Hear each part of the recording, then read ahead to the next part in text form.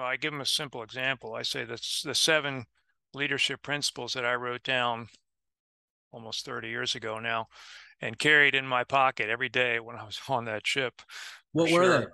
they? Number one was be approachable and in control of yourself.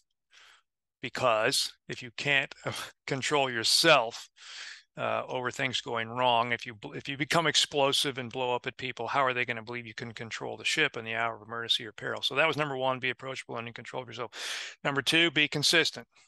Pretty simple. Yep. I said be Yep. consistent because people would rather work for a guy that's a jerk every day than somebody that's a jerk one day, nice next day, and unknown the third day. Exactly right. Yep. You got to be that same person every single day. That way they know what to expect. Third one was be fair and just, which is difficult to measure because our kids say that's not fair. And we say, well, too bad life's not fair. But when you're the captain of a ship, you have an incredible amount of power over people. You have the power to restrict them to the ship in port, to limit their pay, to reduce them in rank. And of course, as business owners, we also have power, hire and fire. So I said, be fair and just. Did you do everything you could to be fair and just? So the fourth one was set the standards. The commanding officer sets the standards. The business owner sets the standards. I always believe that if your people, Bob, see you walk over one piece of trash on the facility, that's the new standard. It's okay. He didn't Without a pick it doubt. up. Why Literally. should I? If you don't, if your clothes don't look good or your haircut's not sharp, that's the whatever in general. And this is not an indictment of people. It's just my observation that in general, most people will not strive for a higher standard than that which they see from their boss. So set the standards. The number 5 is continuously supply energy and enthusiasm for whatever is to be done. And I don't know what the grunt work at your company is, but there's some grunt work. And if Sure. you want your people to do it enthusiastically, they got to see you do it enthusiastically.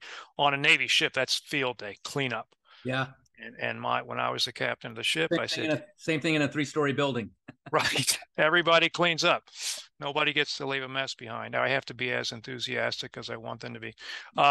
Number 6 was be yourself, but always be the fill in the blank. In our case, a business owner. And when I was the captain of the ship, be yourself, but always be the commanding officer.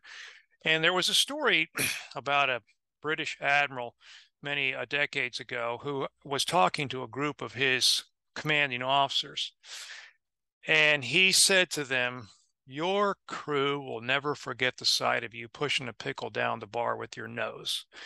And what he meant was there was a game that British sailors played in a bar where they would push a pickle down the bar with their nose, and at the end of the bar, they would take a shot of booze.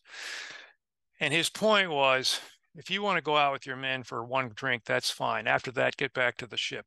They don't need a buddy. They need a captain. It's what they really need. It might Yeah. seem fun to hang out with them, but there's no need to. So be yourself, but always be the fill in the blank, because your people look to you to be whatever that role is, manager, owner. And the seventh one is make the troops proud that I am their fill in the blank owner, CO. That's my 7 principles. Yeah, you know what? Every single one of those directly translates to the private sector.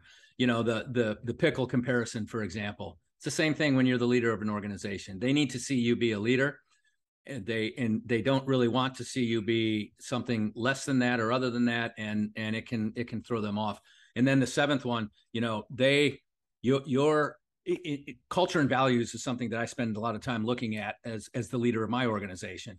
And culture and values, by the way, is, according to Gallup and Glassdoor, is the number one factor in the workplace today. When I believe employees, it. yeah, when they're looking to work somewhere, they put culture and values over pay and compensation. And there's a lot of components to that. But one of those components is they want to be proud of the team they're on, for sure. They want to go tell people what an awesome place they work at, or what an awesome person they work for. And that leads to many other benefits, such as, where do we get our best teammates, and where do we get our new hires from? It really comes from personal referrals of people who are already on the team. So that's big as far as I'm concerned. Well, I'm glad you have those 7 principles and you carry them with you, you know, from the day you wrote them down until this day.